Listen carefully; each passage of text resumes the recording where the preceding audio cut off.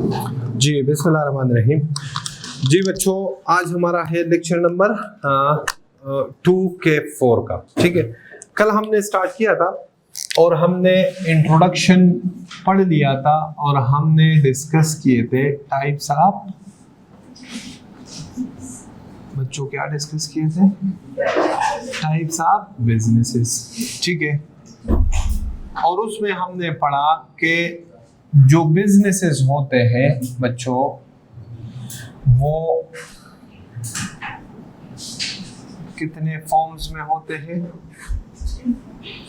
3 forms में हो सकते हैं। Number first, sole proprietorship.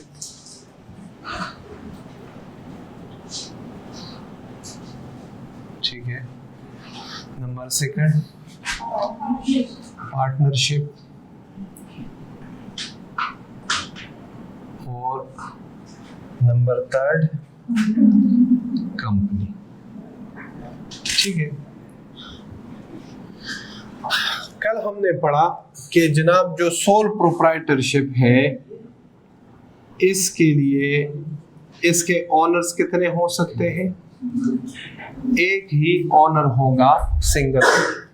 Sole proprietorship business में कितने ऑनर्स होंगे? एक ही ऑनर होगा, सिंगल ऑनर। ठीक हो गया। फिर हमने पढ़ा कि जनाब इसकी फॉर्मेशन के लिए देयर इज नो लीगल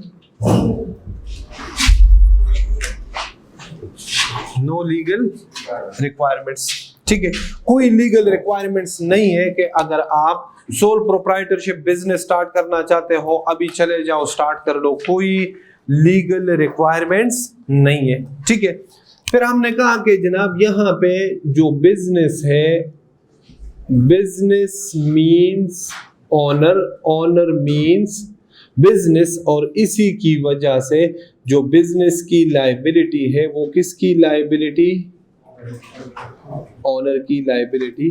तो इसलिए इधर जो ऑनर की लायबिलिटी होती है वो क्या होती है? Unlimited liability. कौन सी लायबिलिटी होती है? कल यहां तक पढ़ा था ना? हाँ, ये बातें डिस्कस की थी। इसी तरह अब आ जाएं किसमें? पार्टनरशिप। पार्टनरशिप में जो ओनरशिप है वो कितने लोगों के पास होती है? ओनर्स कितने होते हैं बच्चों?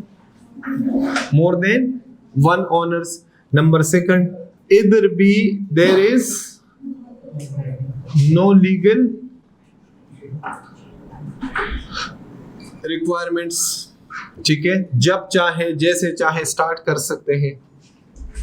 यहां पे भी ऑनर्स और बिजनेस एक दूसरे से अलग नहीं हो सकते। Business is equal to owners and owners is equal to business. Okay हो गया। और इसी वजह से जो इन ऑनर्स की लायबिलिटी होती है वो भी क्या होती है बच्चों? कौन सी लायबिलिटी होती है? अनलिमिटेड। ओके, फिर कल हमने कंपनी की थोड़ी सी हिस्ट्री डिस्कस की कि कंपनी की जरूरत क्यों पड़ी। 2 लोग मिलते हैं, कौन कौन से? थोड़ा सा मेरे साथ आ जाए। एक कौन था? इन्वेस्टर था। एक कौन था? इन्वेस्टर। वो क्या लेके आया? इन्वेस्टमेंट। दूसरे साइड पे कौन था? स्किल्स वाला बंदा था। वो क्या लेके आया? स्किल्स। एक ने कहा मेरे पैसे, दूसरे ने कहा मेरे क्या? स्किल्स। ठीक है, तो इन दोनों को थोड़ा सा मैं रिवाइज कर रहा हूं। इन दोनों ने कहा ठीक है पैसा मेरा, मैनेज आप करो। स्किल्स मतलब कि इस पैसे की फाइनेंशियल मैनेजमेंट कौन करेगा? मैं करूंगा। ठीक है, जब दोनों मिल जाएंगे तो क्या आएगा? प्रॉफिट आएगा। प्रॉफिट में आप भी हिस्सा लोगे, मैं भी हिस्सा लूंगा। दोनों के रिस्क थे। इसके पास ये रिस्क था कि जनाब मेरा पैसा कहीं, ये चालाक बंदा है, पढ़ा लिखा है, पढ़े लिखे लोग तो चालाक समझे जाते हैं ना, मेरा पैसा कहीं भाग के ना ले जाए।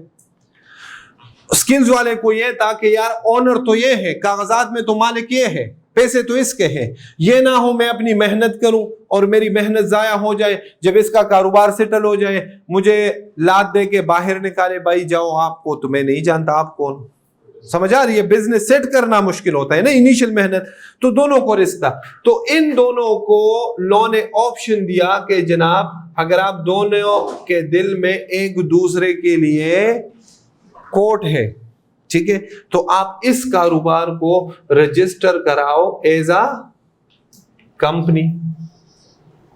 बच्चों क्या रजिस्टर कराओ? As a company. हमने कहा अच्छा चलो, अगर हमने इसको एज अ कंपनी रजिस्टर कराया, इस बिजनेस को हमने एज अ कंपनी रजिस्टर कराया, तो इसके बेनिफिट्स क्या हो? समझ आ रही है? तो सबसे पहला बेनिफिट बता दिया कि जनाब ये सेपरेट लीगल एंटिटी लॉ इसको ट्रीट करती है, जिसको हमने कहा आर्टिफिशियल पर्सन। पढ़ा? इसका मतलब क्या है सेपरेट लीगल एंटिटी का? कि ये लॉ जो है कंपनी को एक पर्सन, मैं और आप बी पर्सन है, कंपनी बी पर्सन है, मैं और आप कौन से पर्सन है? Natural person. कंपनी कौन सी पर्सन है? Artificial person. ओके हो गया? तो इसको लॉ ने क्या ट्रीट किया? आर्टिफिशियल, सेपरेट किया। कहते हैं जनाब इन्वेस्टर को कहा आप अलग पर्सन, स्किल्स वाले को कहा आप अलग पर्सन, कंपनी को अलग पर्सन। अब कंपनी हमने पढ़ा, कल मैंने बताया कि कंपनी क्या चीज है? कंपनी तो एक कागज का टुकड़ा है, कंपनी तो एक कागज के ऊपर बनाई जाती है। कंपनी के लिए तो ना बिल्डिंग रिक्वायर्ड है, मतलब कंपनी के लिए तो ऑफिस भी नहीं रिक्वायर्ड। आप अपने घर में बैठे हो कंपनी बना सकते हो, ऑफिस का एड्रेस अपना घर दे दो, कंपनी बन जाएगी। तो कंपनी तो कोई बिल्डिंग का या कारोबार का, कंपनी तो कागज के टुकड़ा है एक, ठीक है। तो इसकी तो ना आंखें हैं, न सर है, न दिमाग, ये तो पर्सन है, लेकिन कौन से वाला? आर्टिफिशियल। तो इसके लिए इन्होंने एक रेगुलेटरी बॉडी बनाई जिसका नाम क्या है? CCP, securities and exchange commission of Pakistan. ये कौन सी बॉडी है? जो कंपनीज को रेगुलेट करती है। ये कैसे रेगुलेट करती है? इसके लिए पार्लियामेंट से एक लॉ बना जिसका नाम है कंपनीज एक्ट 2017, ठीक है। इससे पहले इस एक्ट का नाम था कंपनीज ऑर्डिनेंस 1984। ये अमेंडमेंट हुई, प्रॉपर लॉ में कन्वर्ट हुई, पार्लियामेंट से ये ऑर्डिनेंस पास हुआ 2017 में, इसलिए अब इसका नाम है कंपनीज एक्ट 2017। अब इसमें सबके लिए बातें लिखी हुई है। इसमें इस इन्वेस्टर की क्या लिखी है? ड्यूटीज, राइट्स और अथॉरिटीज, ठीक है। इस एक्ट में इसकी भी यही बातें लिखी हुई है। ड्यूटीज, राइट्स और बच्चों क्या लिखी हुई है? अथॉरिटीज। समझ आ रही है? तो अब सीसीपी जैसे क्लास में मॉनिटर होता है, मैं चला जाऊं, मैं इधर जो है ना अपना असिस्टेंट खड़ा कर लूं कि यार बच्चे टेस्ट कर रहे हैं, कोई नकल ना करे। वो जो बच्चा नकल करेगा वो कहेगा भैया ना करो। सीसीपी क्या है? मॉनिटरिंग। सीसीपी का काम क्या है? मॉनिटरिंग। क्या है? मॉनिटरिंग। किसकी मॉनिटरिंग करना? इसकी मॉनिटरिंग करना, इसकी मॉनिटरिंग करना कि ये इसका कोई, ये सीसीपी कंपनीज के राइट्स का प्रोटेक्शन करता कि जनाब इस कंपनी को, क्योंकि इस आर्टिफिशियल ये पर्सन है, इसकी ना आंखें, न दिमाग, न हाथ, न पांव, ये कुछ देख नहीं सकता, ये किसी को मना नहीं कर सकता। बच्चों बात ठीक है ना?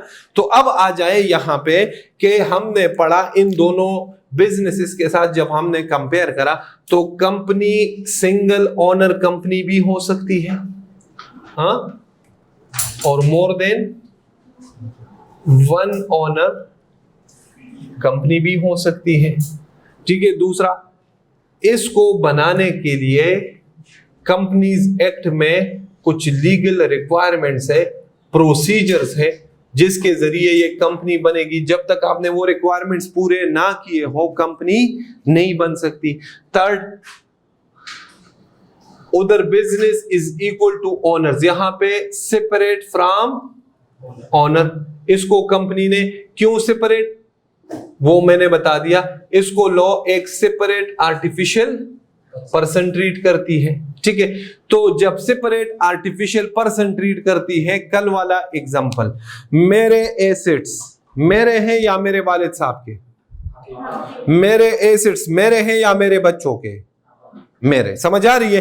तो कंपनी के एसेट्स जब अलग हुई कंपनी ओनर से, स्किल्स वाले बंदे से, तो कंपनी के एसेट्स किसके, तो कंपनी के लायबिलिटीज किसके, कंपनी के। तो इसलिए यहां पे जो कंपनी का ओनर्स होते हैं उसकी लायबिलिटी क्या होती है, लिमिटेड लायबिलिटी। कौन सी लायबिलिटी होती है बच्चों, लिमिटेड लायबिलिटी। ओके हो गया बच्चों, यहां तक बातें की थी, हाँ बोले, क्लियर है। अब आ जाए नोट्स निकाले, है जिनके पास नहीं है वो डाउनलोड करे शाबाश अभी मोबाइल, जल्दी जल्दी करे। Chapter number 1, chapter number 1 company law का चैप्टर नंबर 1। ये देखो ना, ये ऐसे भी बच्चे होते हैं, मैंने बता दिया, इन्होंने नोट्स ले, आप सारे समझ रहे थे सर मजाक कर रहे हैं। आकिब भाई मजाक नहीं कर रहा था, हाँ करो करो डाउनलोड करो शाबाश। जिनके पास नहीं है प्रिंट फॉर्म में, हार्ड फॉर्म में नहीं, वो डाउनलोड करें। कुछ मैंने इंपॉर्टेंट चीजें बतानी है। मैंने आपको बताया था ना कि ये ऐसा पेपर है कि व्हाइट बोर्ड पे लेक्चर के साथ साथ लफ्ज ब लफ्ज में आपके साथ क्या करूंगा इसको। अच्छा इधर सुने, चले रीडिंग छोड़ दे, यहां तक बात क्लियर है बच्चों, क्लियर है यहां तक। इधर आ जाए, आगे देखे, जो इस सोल, बस बात है, जो इस सोल प्रोप्राइटरशिप के एसेट्स होंगे वो किसके एसेट्स ट्रीट किए जाएंगे बच्चों, वो किसके एसेट होंगे, ओनर के। पार्टनरशिप के एसेट्स, जो इस बिजनेस के एसेट्स हैं वो किसके एसेट्स ट्रीट किए जाएंगे बच्चों, किसके, ओनर्स के ना। इधर ओनर्स को हम पार्टनर्स भी कहते थे ना। ओके हो गया बच्चों, क्लियर है। यहां पे आ जाए, जो कंपनी के एसेट्स है वो किसके एसेट्स ट्रीट किए जाएंगे, वो ओनर्स के एसेट्स नहीं है, वो किसके एसेट्स है, कंपनी के। ओके हो गया बच्चों, क्लियर। जो सोल प्रोप्राइटरशिप की लायबिलिटी है वो किसकी लायबिलिटी है, ये देखो ये लिखा हुआ है, ये वो किसकी लायबिलिटी होगी, ओनर की। जो पार्टनरशिप की लायबिलिटी है वो किसकी लायबिलिटी होगी, ओनर्स की या पार्टनर्स की। जो कंपनी की लायबिलिटी है वो किसकी लायबिलिटी होगी, कंपनी की, वो ओनर की लायबिलिटी नहीं होगी। ये सबसे मेन दबंग किस्म का फीचर है कंपनी, सबसे तगड़ा, जो बंदे का दिल करता है ये फीचर देखे कि मैं कंपनी बनाऊं। समझ में आ रही बात बच्चों, ठीक है ना जी। इधर आ जाए, यहां पे जो बिजनेस के रिसीवेबल्स है जिसको हम डेटर्स कहते हैं, एसेट्स में आता है ना, वो किसके रिसीवेबल्स ट्रीट किए जाएंगे। यहां पे जो पार्टनरशिप के रिसीवेबल्स है वो किसके रिसीवेबल्स ट्रीट किए जाएंगे। यहां पे जो कंपनी के रिसीवेबल्स है वो किसके रिसीवेबल्स ट्रीट किए जाएंगे बच्चों, किसके ट्रीट किए जाएंगे, कंपनी के। एफबीआर यहां से टैक्स मांगेगा, इधर सुने, एफबीआर इस बिजनेस से टैक्स मांगेगा तो नोटिस किसको इशू करेगा, ओनर को। यहां पे टैक्स जमा कराना किसकी रिस्पॉन्सिबिलिटी है, ओनर की। यहां पे टैक्स जमा कराना किसकी रिस्पॉन्सिबिलिटी है, यहां पे टैक्स जमा कराना किसकी रिस्पॉन्सिबिलिटी है, कंपनी। ओके हो गया बच्चों, बोले क्लियर है कि नहीं। यहां पे राइज सोल प्रोप्राइटरशिप है, कोई बच्चा एडमिशन कर रहा है, कॉन्ट्रैक्ट कर रहा है, तो वो बच्चा कॉन्ट्रैक्ट एक्चुअली किसके साथ कर रहा है बच्चों, किसके साथ, ओनर। यहां पे कोई पार्टनरशिप के साथ कॉन्ट्रैक्ट कर रहा है तो वो एक्चुअली किन के साथ कॉन्ट्रैक्ट में एंटर हो रहा है। यहां पे कोई बंदा कंपनी के साथ कॉन्ट्रैक्ट कर रहा है तो वो एक्चुअली किसके साथ कॉन्ट्रैक्ट में एंटर हो रहा है। ओके, यहां पे ब्रीच ऑफ कॉन्ट्रैक्ट होगा तो जो एग्रीव्ड पार्टी है वो किसके अगेंस्ट एक्शन लेगी? बिजनेस के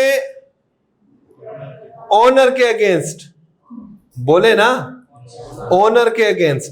यहां पे अगर किसी ने पार्टनरशिप पे केस करना हो तो वो किसके अगेंस्ट लीगल एक्शन लेगा? वो बंदा पार्टनर्स के अगेंस्ट।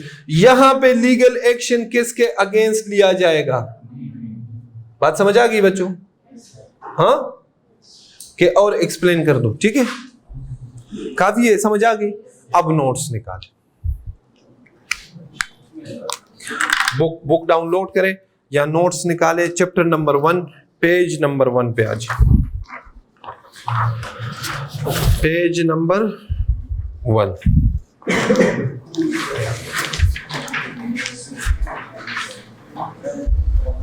पेज नंबर, और कल से इंशाल्लाह उधर क्लास रखेंगे जहां पे मल्टीमीडिया है ना, तो पढ़ के फिर इंशाल्लाह मैं रीडिंग। जी क्या हुआ? हाँ नहीं है आपके पास? है? हाँ न्यू बुक नहीं है? है न्यू बुक तो अपलोड हो चुका है, वेबसाइट पे आ चुका है। भेज दे जी। ये देखिए बच्चों, company is artificial legal person, बातें नहीं। A sole trader is an individual who owns and runs his or her own business. The law does not recognize the business. The law recognizes only the individual who runs it. ये देखे, business is equal to owner. कोई एक दूसरे से अलग नहीं है, ये दोनों सेम ट्रीट करता है law. The individual is liable for the debts of the business and is also personally liable for any breaches of the law by the business. A partnership is a group of individuals who own and run their own businesses. Each partner usually contributes capital to the business. A partnership business is not recognized as a person by the law. Individual partners are personally liable jointly with the other partners for the debts of the. Unlike sole traders and partnership, a company is a legal person. Underline करो. Separate from its owners. This is called doctrine of corporate personality. Underline करो, doctrine of corporate personality। 1 number का 2 number का पूछ सकता है। Define doctrine of corporate personality। आगे definition लिखी हुई है, that is the law recognizes a company as a person with legal rights and obligations similar to those of individuals। individuals के साथ लिख ले natural person, कंपनी के साथ लिख लें आर्टिफिशियल पर्सन। मतलब कंपनी को लॉ हमारे जैसा ही पर्सन ट्रीट करता है, जैसे हमारे एसेट्स हो सकते हैं, लायबिलिटीज हो सकते हैं, डेट्स हो सकते हैं, राइट्स हो सकते हैं, इसी तरह कंपनी की भी ये सारी चीजें। ओके हो गया बच्चों? बोले क्लियर है जी? एग्जांपल पढ़ लीजिएगा, अभी वैसे जरूरत नहीं है, ये इसमें कुछ ऐसी बातें हैं एग्जांपल में कि अभी आपको समझ नहीं आनी, ठीक है? आप आ जाए। Contractual rights and obligations. As a legal person a company may enter into contract in its own name with other person, individual और अदर कंपनीज। इधर देखें, यहां पे कॉन्ट्रैक्ट किसके साथ होता है? इधर किसके साथ होता है? उधर किसके साथ होता है? कंपनी के साथ, ठीक है जी। डेट्स एंड लायबिलिटीज, यहां देखो रिसीवेबल्स और लायबिलिटी यहां पे किसके हैं? यहां पे किसके हैं? यहां पे किसके हैं? कंपनी के। आगे ओनरशिप ऑफ एसेट प्रॉपर्टी, यहां पे एसेट किसके? एसेट। यहां पे, वहां पे एसेट किसके? एसेट, कंपनी के एसेट। आगे rights to receive from debtors, यहां रिसीवेबल्स डेटर से अमाउंट रिसीव करने का राइट किसके पास? यहां किसके पास? वहां किसके पास? जी। राइट टू रिसीव, अच्छा, मैनेजमेंट बाय डायरेक्टर्स। अब इधर सुने, इधर आ जाए बच्चों। यहां पे ये क्या कर रहा है? ये क्या लेके आया? इन्वेस्टमेंट। ये क्या लेके आया? स्किल्स। ये क्या कर रहा है? मैनेजमेंट। इस इन्वेस्टर को आज के बाद आप कहोगे इसका दूसरा नाम क्या है बच्चों? इसका दूसरा नाम क्या है? ओनर। तीसरा नाम क्या है? Share holder. चौथा नाम क्या है? मेंबर। चौथा नाम क्या है बच्चों? बच्चों क्या है? मेंबर। और ये जो मैनेजमेंट कर रहा है ना, इसको आज के बाद आप जो कंपनी को की मैनेजमेंट कर रहा होता है, इनको हम क्या कहते हैं? डायरेक्टर्स। ये क्या है बच्चों? बच्चों ये क्या है? मैनेजमेंट। कंपनी के मैनेजमेंट में डिफरेंट लोग होते हैं, उसमें जो सबसे टॉप पे है वो कौन है बच्चों? वो कौन है? डायरेक्टर्स। वो कौन है? कंपनी के डायरेक्टर्स। ठीक हो गए बच्चों? क्लियर है? अब one by one name explain करेंगे। शेयर होल्डर कब कहेंगे, मेंबर कब कहेंगे, समझ आ रही है? ज्यादा सोचना नहीं, बस सिर्फ अभी मैंने इन्वेस्टर के 3 नाम और लिख दिए। ऑनर भी कहते हैं, शेयर होल्डर भी कहते हैं और मेंबर भी कहते हैं जी। Company are managed by their directors who should be members of the company as well. अच्छा, कभी कभी ऐसे होगा ना, ये तो पुराने जमाने का जहां से कॉन्सेप्ट आया था। इधर सुनिए, क्या आया था कॉन्सेप्ट? कितने लोग थे? 2, एक इन्वेस्टर, दूसरा मैनेजमेंट। ओके हो गया। आजकल जो है ना, ये भी पॉसिबिलिटी है कि जनाब एक बंदा क्या करे? सीए करे, पैसे कमाए 8-10 साल और फिर खुद कहे कि मैंने पैसे भी मेरे और स्किल्स भी मेरे, मैंने अपने कारोबार में खुद इन्वेस्टमेंट करनी है और खुद ही मैनेज करनी है। तो ये जो चार्टर्ड अकाउंटेंट है, यही क्या बन गया? यही क्या बन गया? यही क्या बन गया बच्चों? मैनेजमेंट या फिर क्या बन गया? डायरेक्टर। समझ आ रही है? तो ये जो ओनर है ये खुद ही क्या बना? डायरेक्टर। तो कह रहे डायरेक्टर कोई और पर्सन भी हो सकता है और डायरेक्टर ओनर खुद भी हो सकता है। अब आप कहोगे सर ये तो यहां पे आपने 3 लोग कहे थे। अब सुनिएगा, अब जब ये वाला केस हो ना, इधर शाहजेब गौर से, जब ये वाला केस हो कि ओनर भी सेम पर्सन, मैनेजमेंट भी सेम पर्सन, तो इस पे 2 तरह के रूल्स अप्लाई होंगे। कंपनीज एक्ट इसको जब एज एन ओनर ट्रीट करेगा तो इसके ड्यूटीज, राइट्स, अथॉरिटीज क्या होंगे? डिफरेंट होंगे। और जब ये एज अ मैनेजमेंट इसको ट्रीट करेगा तो इसके ड्यूटीज, राइट्स और अथॉरिटीज डिफरेंट होंगे। समझ आ रही है? मतलब लॉ के लिए ये अभी भी ये इस पे कितने लोगों के रूल्स एप्लीकेबल होंगे? 2 के, 3 के, 2 के। कितने के? 2। कौन कौन से? ऑनर और डायरेक्ट। एक तीसरा बंदा तो कंपनी थी ना, वो तो इससे अलग है। कंपनी तो कंपनी रहेगी। ये कब बच्चों? जब ऑनर और मैनेजमेंट क्या हो? सेम। समझ आ रही है? तो कंपनी लॉ के इस पे कितने किस्म के रूल्स अप्लाई होंगे? 2 तरह के, एक ऑनर वाले और एक मैनेजमेंट वाले। समझ आ रही है बच्चों? क्लियर है कि नहीं? फिर ये नहीं हो सकता कि अच्छा अब तो ये खुद ऑनर भी है, खुद मैनेजमेंट भी कर रहा है, तो इसका जो भी दिल में आएगा वही करेगा। नहीं, इधर भी कौन खड़ा होगा बच्चों? कौन खड़ा होगा? इसी सी। और इधर भी ये किसके मुताबिक काम कर रहा होगा? कंपनीज एक्ट 2007, उसकी वायलेशन नहीं कर सकते जी।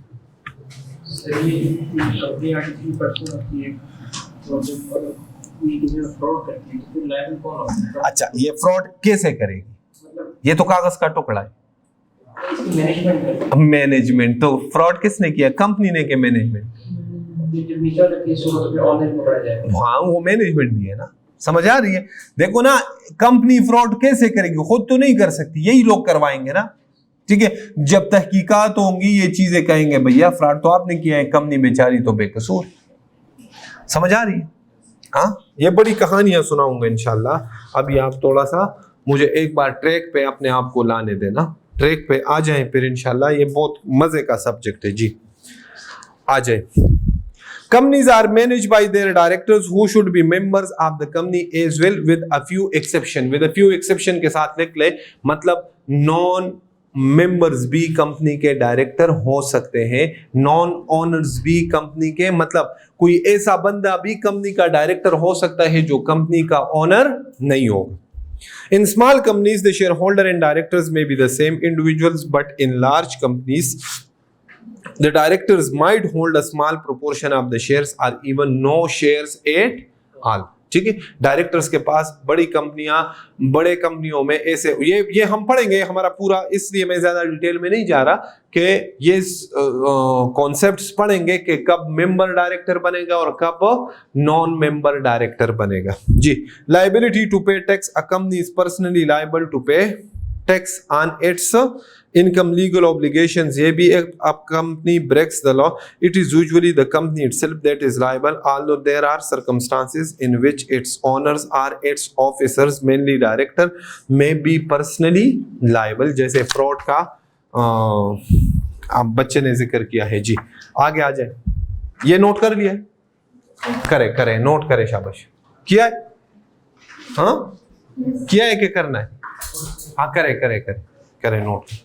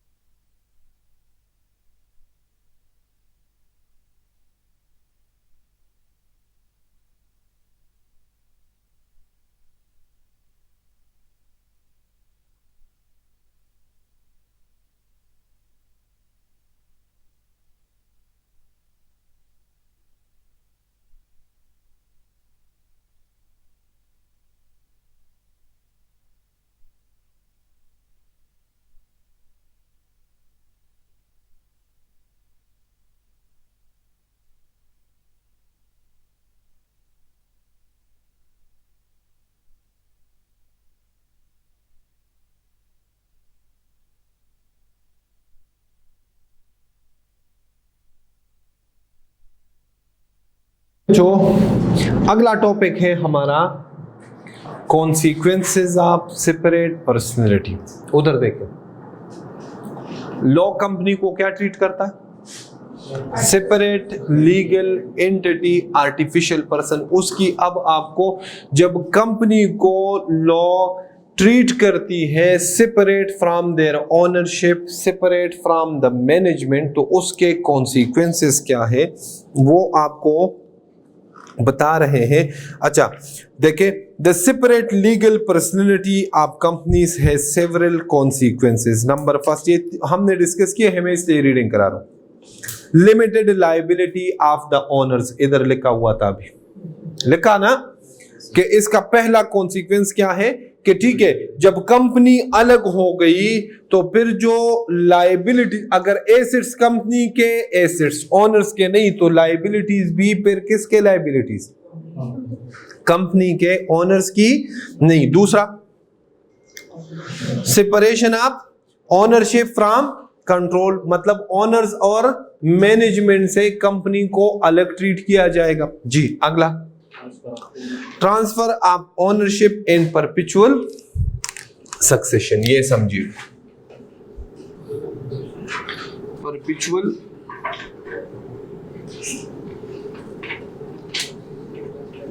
सक्सेशन, या इसको हम कहते हैं एग्जिस्टेंस। बातें नहीं बच्चों, बातें नहीं, इधर सुनिए जी। ये घड़ी किसकी है? मेरी घड़ी है। ये घड़ी मैं किसी को फ्री में देना चाहूं, मुझे कोई मना कर सकता है? सेल करना चाहूं, मना कर सकता है? 50,000 की है, 10,000 की देना चाहूं, कोई मसला है? 50,000 की है, 60,000 की देना चाहूं, कोई मसला है? भाई मेरी चीज, मेरी प्रॉपर्टी, मैं जैसे चाहूं मैं पानी में गिरा दूं, कोई मसला है? समझ आ रही? इनहेरिटेंस में ट्रांसफर करूं, विल स्टेटमेंट के थ्रू ट्रांसफर करूं किसी को, समझ आ रही?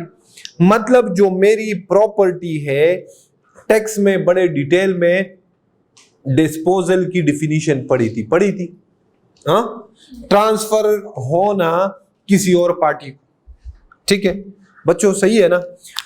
ये जो कंपनी है, कंपनी से रिलेटेड ये बात कर रहे हैं, तो ये जो कंपनी में ओनर्स है, कंपनी के ओनर्स के पास ये जो कंपनी में ओनरशिप है ना बच्चों, क्या चीज है? ओनरशिप। ये प्रॉपर्टी है किसकी बच्चों? प्रॉपर्टी है किसकी? ओनर्स की। और कंपनी के जो ओनर्स है उसके पास जो कंपनी की ओनरशिप होती है, इसको हम कहते हैं बच्चों, इसको हम क्या कहते हैं? शेयर्स। बस यहां तक बात छोड़ दे, आगे अभी एक्सप्लेन करता हूं, शेयर्स पे आता हूं, ठीक है? आप सिर्फ किस पे गौर कीजिएगा कि अगर मेरी किसी कंपनी में इन्वेस्टमेंट है तो ये इन्वेस्टमेंट मेरी क्या है? प्रॉपर्टी है। ये मेरी क्या है? प्रॉपर्टी।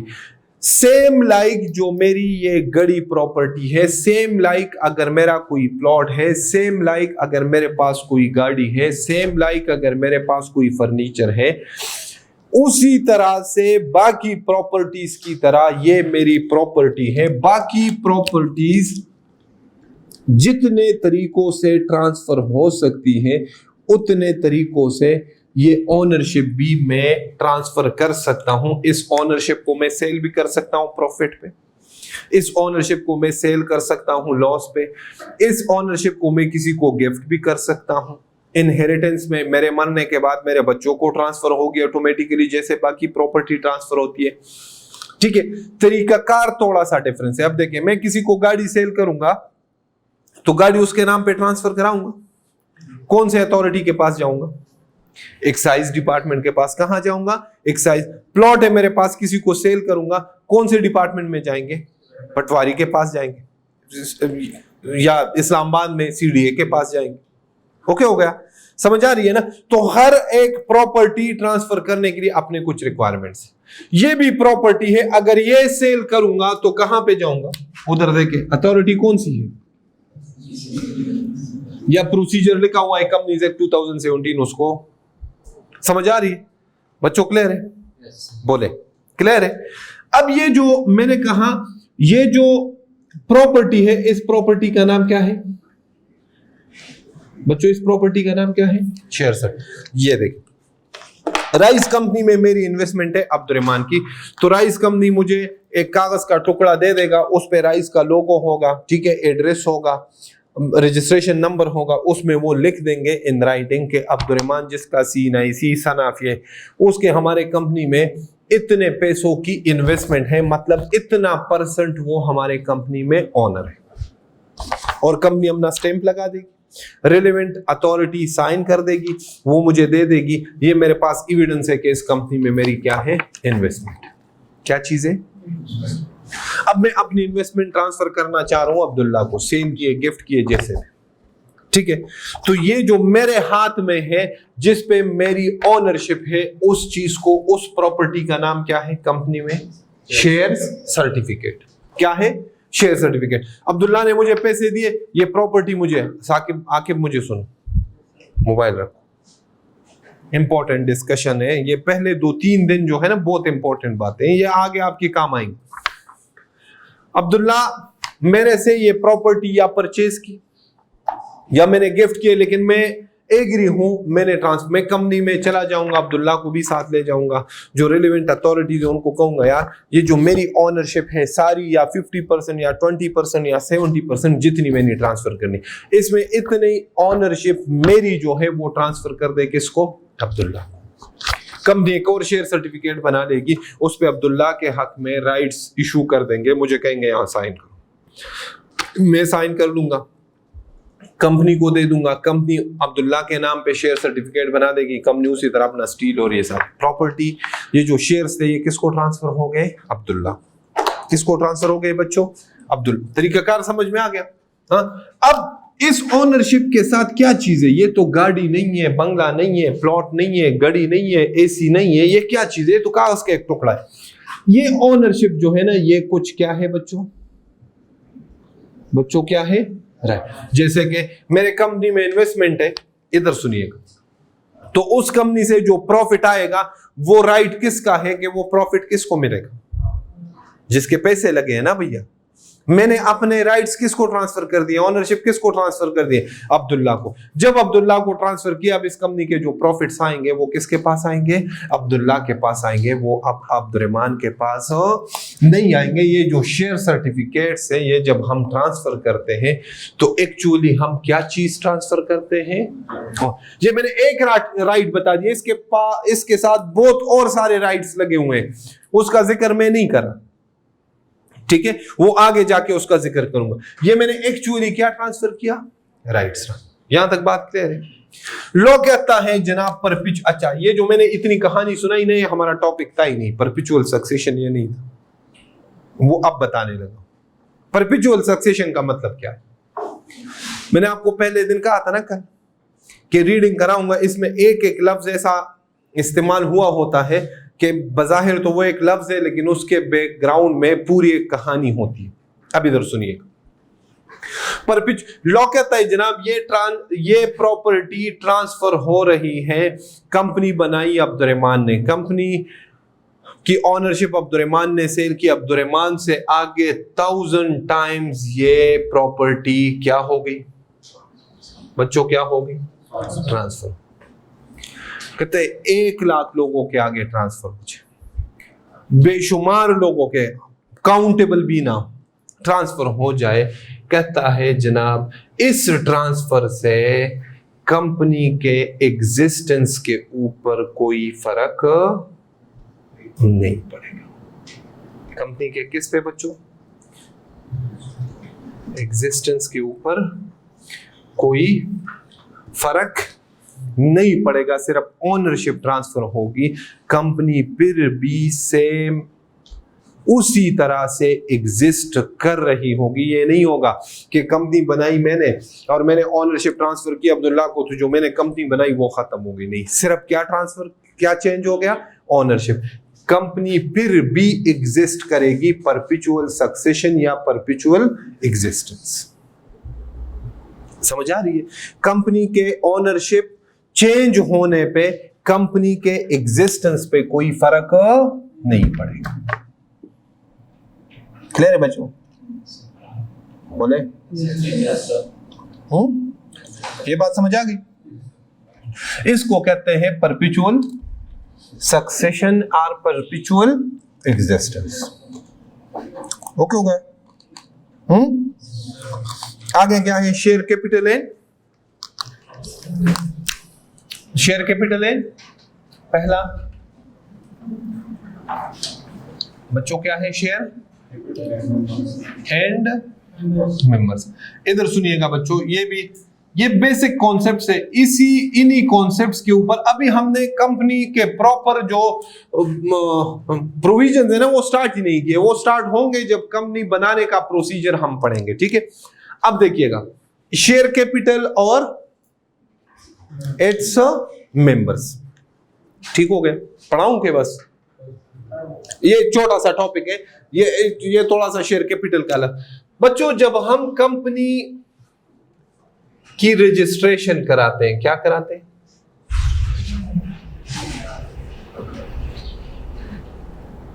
बच्चों क्या कराते हैं? तो कंपनी के ओनर्स के पास ऑप्शन होता है। क्या होता है? ऑप्शन कि ये कंपनी रजिस्टर कराए विद कैपिटल या बच्चों कौन सी कंपनी रजिस्टर कराए? बच्चों कौन सी कंपनी रजिस्टर कराए? Without capital. कैपिटल जानते हो ना क्या चीज है? Initial investment. समझ आ रही है?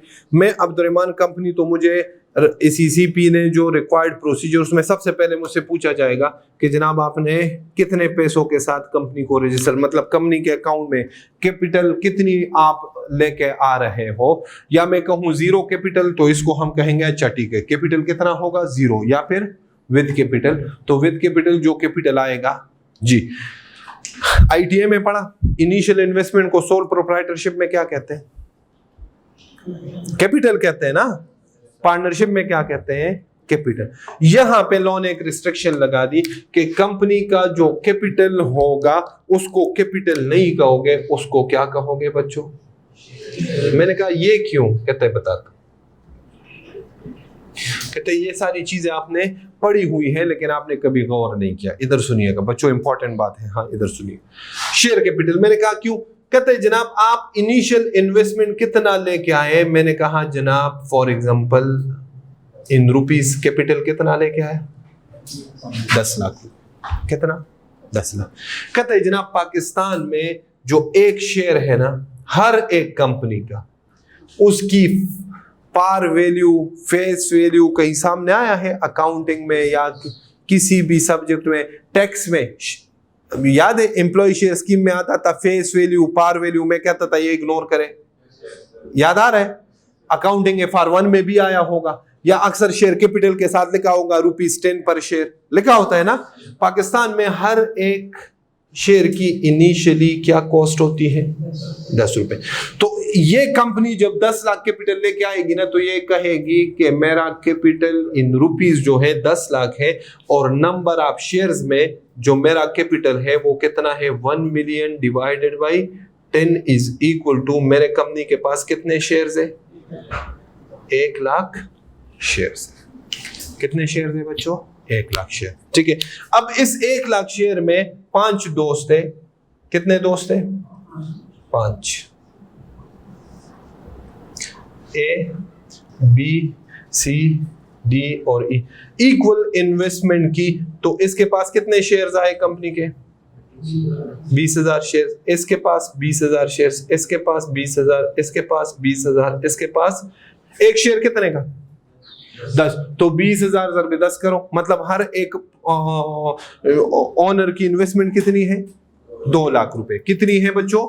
2 लाख रुपए। अब इधर सुनिएगा, पहली बात, ये कंपनी के क्या है? ये कंपनी के क्या है?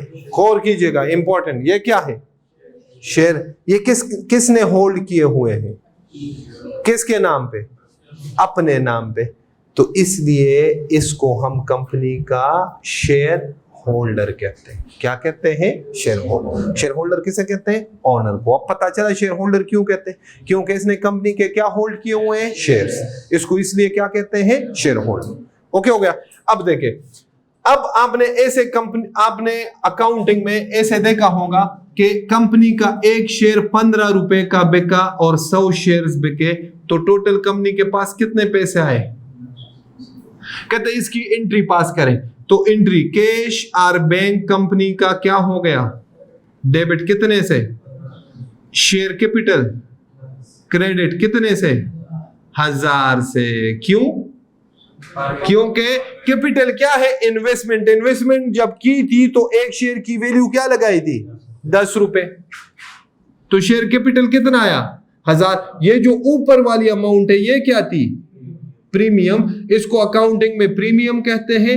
ये एक्चुअली एक शेयर के ऊपर क्या है बच्चों? कंपनी का प्रॉफिट। आपको ऐसे कंपनीज भी मिलेंगे जिसका एक शेयर 50-50 हजार रुपए का, 40-40 हजार रुपए का एक शेयर, और जिस कंपनी की शेयर की वैल्यू 10 रुपए से कम हो, इसका मतलब यह है कि यह कंपनी लॉस में जा रही है। इसका इसलिए कंपनी अपने शेयर पे क्या दे रही है? अकाउंटिंग में उसको डिस्काउंट कहते हैं। एक्चुअली ये क्या होता है? लॉस। जी बच्चों इधर सुने, आसिफ मुझे बस आप इस तरह से पूछ ले, मैं खत्म करूं 1 मिनट। जी बच्चों क्लियर है? तो शेयर कैपिटल क्यों कहते हैं? समझ आ गई? क्योंकि कंपनी के शेयर्स लॉ ने रिक्वायर किया है कि सिर्फ अमाउंट में इसका इन्वेस्टमेंट शो नहीं करना, किस में शो कराना है? नंबर ऑफ शेयर्स में। इसलिए इसके कैपिटल के साथ क्या लगाया है? Share capital. शेयर होल्डर क्यों कहते हैं? ऑनर्स को पता चल गया बच्चों, समझ आए? तीसरा नाम क्या है? मेंबर्स। अच्छा, वो कंपनीज जिसका शेयर कैपिटल ना हो, ये पढ़ेंगे कौन से कंपनीज है जिसके लिए शेयर कैपिटल का होना जरूरी नहीं है, इसी चैप्टर में आगे जाके पढ़ेंगे। ठीक हो गया? एक चीज, क्या इसके शेयर्स है? समझ आ रही है? तो इसके ओनर्स को ओनर या मेंबर तो कह सकते हैं। इसके ओनर्स के लिए आप शेयर होल्डर का लफ्ज इस्तेमाल नहीं कर सकते। ऐसे कंपनी के ओनर के लिए ओनर, शेयर होल्डर या फिर क्या कह सकते हैं? मेंबर कह सकते हैं। ऐसे कंपनी के ओनर को तो या ओनर कह सकते हैं बच्चों, इधर सुने, क्या कह सकते हैं? ओनर या मेंबर। तो ब्रॉड लफ्ज कौन सा है? मेंबर। कौन सा है? मेंबर। आप मेंबर ही यूज कर लिया करें। मेंबर सारे कंपनीज के ओनर्स के लिए मेंबर का लफ्ज इस्तेमाल होता है, लेकिन शेयर होल्डर सिर्फ और सिर्फ उनके लिए इस्तेमाल होगा जिस कंपनी के पास क्या हो बच्चों? शेयर्स। क्या हो? शेयर्स। इधर तो शेयर्स कैसे बनेंगे? कैपिटल 0 है तो शेयर्स कहां से आएंगे? ओके हो गया? यहां तक बात क्लियर है बच्चों? क्लियर है कि नहीं? चल इंशाल्लाह कल मिलते हैं। ये टॉपिक अभी कंप्लीट नहीं हुआ, कल इंशाल्लाह इसको कंप्लीट करके फिर रीडिंग करेंगे। ओके जी, अल्लाह हाफिज।